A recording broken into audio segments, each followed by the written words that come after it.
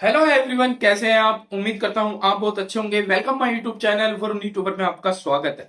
मेरे प्यारे भाइयों, आज मैं आपको बिल्कुल कि इंडिया की सरकार बनी है या एनडीए की सरकार बनी है, आपको पूरा विस्तार में ऐसा समझाऊंगा, अनपढ़ के भी बिल्कुल समझ में आ जाएगा। ठीक है गाइस, तो इस वीडियो में पूरे बने रहना। प्लीज जो भी मेरे चैनल पर नया है, प्लीज वीडियो को लाइक कर देना और मेरे चैनल को सब्सक्राइब कर देना।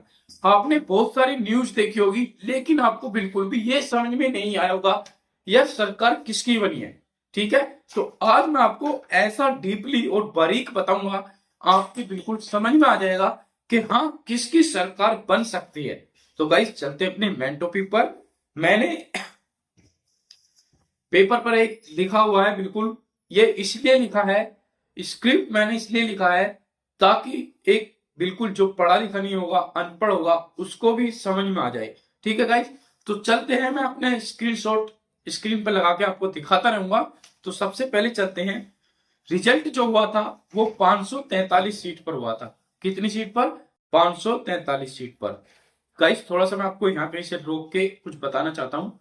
तो गाइस, पूरे यूट्यूब पर न्यूज वाले ये दिखा रहे हैं कि गठबंधन की सरकार बनने वाली है, यानी कि इंडिया की सरकार बनने वाली है। वो क्यों बनने वाली है?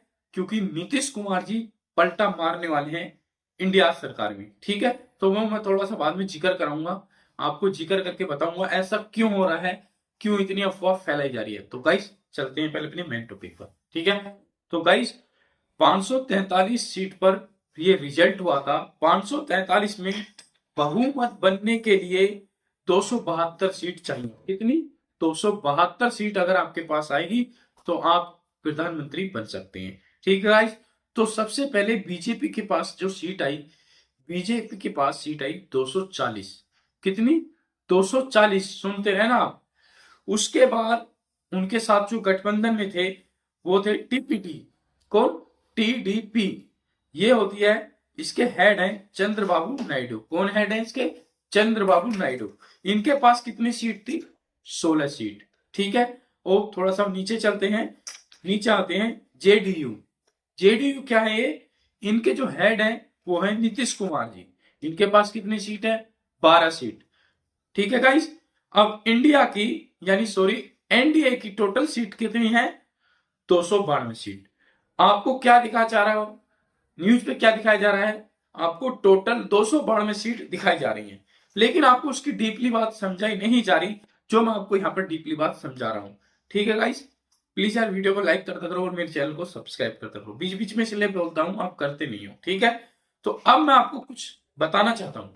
ठीक है, ये तो मैंने आपको एनडीए सरकार की बता दी। अब चलते हैं, मैंने साइड में लिखा हुआ है इंडिया की जो गठबंधन सरकार है। ठीक है, तो कांग्रेस के पास कितनी सीट आई? 99 सीट। ठीक है, तो अकेले कांग्रेस के पास 99 सीट आई, और एसपी यानी समाजवादी पार्टी के पास कितनी सीट आई? 37 सीट आई। ठीक है, उससे नीचे चलते हैं। टीसी यानी कि तृणमूल कांग्रेस, टीसी का मतलब तृणमूल कांग्रेस, इसके पास कितनी सीट थी? 29 सीट। और एक है डीएमके, यानी ये साउथ की सीट है। डीएमके सीट के पास कितनी आई?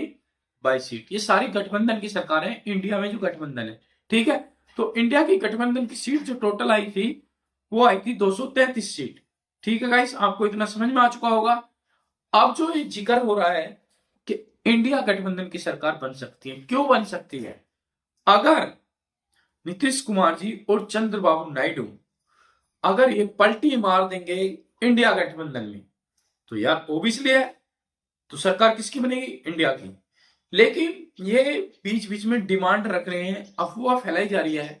अगर ये डिमांड रखेंगे मोदी जी से कि हमें ये मंत्री पद चाहिए, तो हम आपकी गठबंधन में शामिल रहेंगे और आप प्रधानमंत्री बन सकते हैं। कोई कोई ये भी बोल रहा है नीतीश कुमार जी प्रधानमंत्री बन सकते हैं, ये अपनी शर्त रख रहे हैं। ऐसा यूट्यूब पर बोला जा रहा है और न्यूज पे भी दिखाया जा रहा है। तो गाइस, ऐसा क्यों? ज्यादातर जो दो लोग हैं महत्वपूर्ण है, मोदी जी को, राहुल गांधी जी को कोई नहीं पूछ रहा, लेकिन जो ज्यादा दो चर्चा जो हो रही है वो दो लोगों की हो रही है। किस किस की? चंद्रबाबू नायडू की और नीतीश कुमार जी की। इसलिए हो रही है क्योंकि ये अगर इसमें से निकल गए ना, एनडीए गठबंधन में से, तो ओबियसली यार मोदी जी हार गए, हार जाएंगे। इसलिए पूरे यूट्यूब पर चर्चा फैली हुई है। ज्यादा बूझ, ज्यादा जानकारी जो मैं निकाल के लाया हूँ, इसी के निकाल के लाया हूँ। चंद्रबाबू नायडू और नीतीश कुमार जी अगर निकल गए, इंडिया गठबंधन में चले गए, तो ऑब्वियसली यार राहुल गांधी जी की सरकार बन जाएगी और राहुल गांधी जी प्रधानमंत्री बन जाएंगे।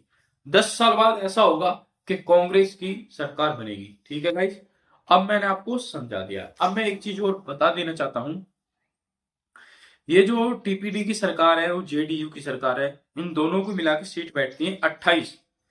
28 में से अगर हम 212 में से 28 निकाल देंगे तो ये बैठेंगे 264। बहुमत पास होगी, तो बहुमत पास नहीं होगी, क्योंकि बहुमत पास करने के लिए 272 सीट चाहिए जब यहाँ पीएम प्रधानमंत्री बनेंगे, और ये घट के रह जाएंगी 264। इसलिए बहुत ज्यादा मोदी जी को बहुत ज्यादा टेंशन हो रही है इसी चीज की। अगर इन दोनों ने पलटी मार दी तो मेरी सरकार नहीं बनेगी। ये अब इन पर जो है बैठक भी की जा रही है।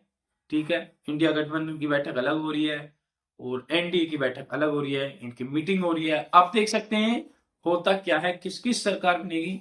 तो गाइस आप कमेंट करके जरूर बताना किसकी सरकार बनेगी। मैंने आपको बिल्कुल डीपली समझा दिया है, इतनी बारीकी से न्यूज पर इतनी बारीकी से नहीं बता रहे थे, जो मैंने आपको बिल्कुल बारीकी से बता दिया है। एक अफवाह ये भी फैलाई जा रही है कि मोदी जी ने जाकर अपना इस्तीफा दे दिया है।